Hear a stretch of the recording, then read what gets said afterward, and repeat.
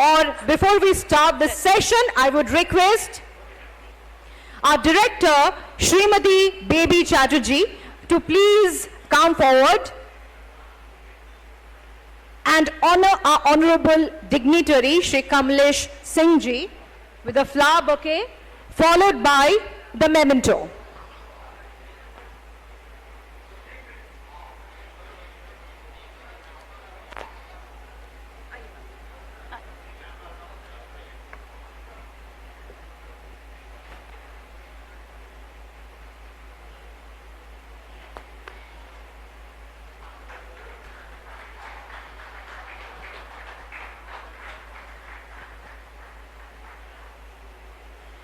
Over to our session moderator, Aarti.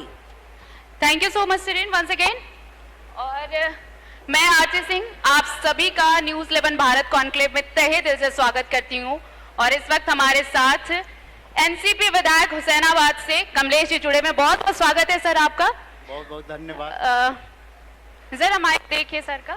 Sir ठीक है, ठीक है। सबसे पहले तो हम न्यूज़ 11 की 14वीं वर्षगांठ पर हम हार्दिक शुभकामना देते हैं। शुक्रिया सर। और आपने हमें इस मंच पर आमंत्रित किए, इसके लिए पूरा एनसीपी परिवार तहे दिल से शुभकामना और धन्यवाद देती है। धन्यवाद सर, बहुत बहुत धन्यवाद। और बिना वक्त गवाए पहला सवाल तो आपसे बस यही कि आप मंत्री भी रहे, सरकार में साथी भी रहे, पर अब सरकार के साथ नहीं है, अब एनसीपी के साथ हैं, लेकिन कौन सी एनसीपी?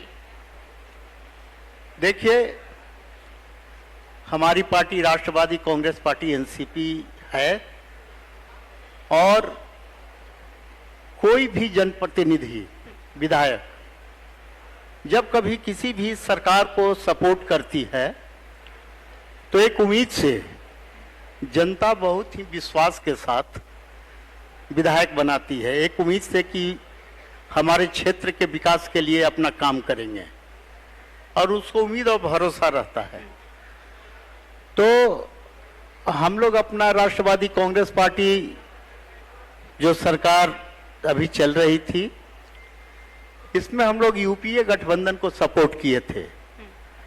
हमारे राष्ट्रीय अध्यक्ष परम आदरणीय शरद पवार जी उसके राष्ट्रीय अध्यक्ष थे और उन्होंने सपोर्ट किए थे। स्टेट के चेयरमैन होने के नाते हम भी सपोर्टिंग लेटर जो है सरकार को दे चुके थे।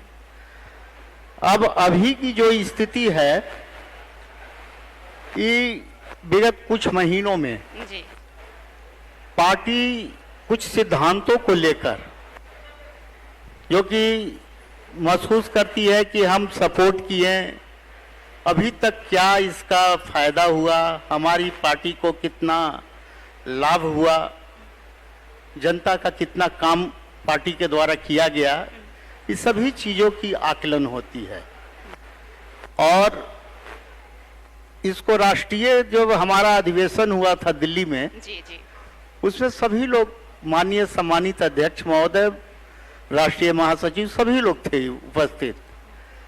तो इस सब चीज को लेकर आपस में कुछ डिस्कशन हुआ, कुछ अपना अपना विचार व्यक्त किए सम्मेलन में और उसमें ज्यादातर लोग अपना विश्वास दिए कि जो अभी चल रही है स्थिति इससे हम लोग को कोई फायदा नहीं हो रहा है। पार्टी का जो विकास के रास्ते पर साथ होनी चाहिए थी वो नहीं हो रहा है। इसलिए माननीय अजीत पवार जी के नेतृत्व में पार्टी का पुनर्गठन किया गया जी। और पार्टी राष्ट्रीय स्तर पर दो भाग में बट गई। एक पार्टी के अध्यक्ष हमारे माननीय शरद पवार जी हुए, उनका हम आज भी आदर इज्जत करते हैं, सम्मानित नेता हैं। और दूसरे पार्टी के राष्ट्रीय अध्यक्ष अजीत पवार साहब हुए। प्रफुल्ल साहब झारखंड प्रभारी थे और वो महासचिव वर्किंग प्रेसिडेंट उनको रखा गया है। तो अभी तो हमारी जो स्थिति है, हम लोग जो यहाँ की स्थिति है, यहाँ से हम लोग का क्या अभी तक 4 साल में फायदा हुआ, क्या हमारी पार्टी को लाभ हुआ, क्या काम हुआ, सभी चीज के आकलन करते हुए हम लोग माननीय अजीत पवार जी को सपोर्ट किए हैं। तो अजीत पवार जी के साथ हैं आप, अगर इस गुट के साथ हैं, तो बीजेपी के साथ अगर आप आए हैं तो फिर क्या हुसैनाबाद में तो आजसू भी साथ है बीजेपी के, तो क्या लगता है हुसैनाबाद में चांसेस? देखिए, हम लोग हमारे माननीय अजीत पवार साहब और प्रफुल्ल साहब बीजेपी के सपोर्ट किए हैं, बीजेपी के साथ हैं, राष्ट्रवादी एनसीपी पार्टी अपना भला देखेगी ना। लेकिन जहां तक आपका जो प्रश्न है कि हुसैनाबाद में आगे क्या होगा, जी जी, बहुत यह फर्क है। पूरे हुसैनाबाद की बात नहीं है, यह पूरा स्टेट की बात है, झारखंड स्टेट का। चूंकि हम प्रेसिडेंट हैं तो हमारी जिम्मेवारी पूरे स्टेट की बनती है, और पार्टी का ऊपर स्तर पर आला नेता जो भी हैं, माननीय शीर्ष नेतागण, वो इस पर बातचीत कर रहे हैं और इसका ठोस डिसीजन बहुत जल्द निकल जाएगा। और उससे हमें जो उम्मीद है कि हमारी पार्टी को एनडीए गठबंधन में हिस्सेदारी मिलेगी। फायदा चतरा से नजर आ रहा है, चतरा से नजर आ रहा है फायदा। देखिए, अभी थोड़ा वेट कर लीजिए, अभी आने वाले समय में इसका बहुत जल्द मेरे ख्याल से जनवरी लास्ट तक सामने आ जाएगा रिजल्ट। तो पार्टी रणनीति बना रही है? नहीं, पार्टी तो रहेगी ही, पार्टी रहेगी, और पार्टी का जो है चुनाव आयोग के पास सिंबल का लेकर चल रहा है, और मेरे ख्याल से 15-15 डेज के अंदर इसका निर्णय हो जाएगा। क्योंकि एक स्टैंड तो लेना होगा ना सर, क्योंकि अब वक्त बहुत कम है, 2024 बहुत पास है। हाँ, तो उसका तो कुछ निर्णय होगा, उसमें हम लोग को कॉल होगा, बुलाया जाएगा। ठीक है, हम लोग को दिल्ली बुलाया जाएगा और एक फिर मीटिंग होगी कि ऐसा ऐसा डिसीजन हम लोग आपस में तय किए हैं राष्ट्रीय स्तर पर।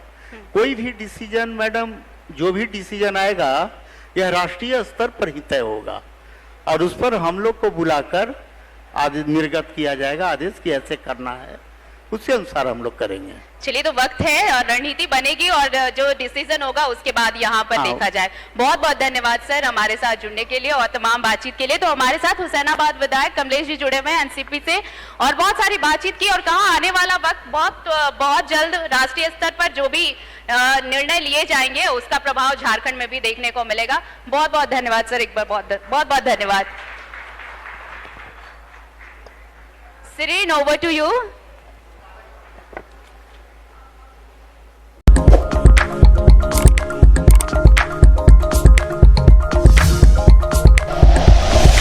Like and share videos, subscribe करें हमारा चैनल और प्रेस करें बेल आइकॉन। न्यूज़ 11 भारत, सच है तो दिखेगा।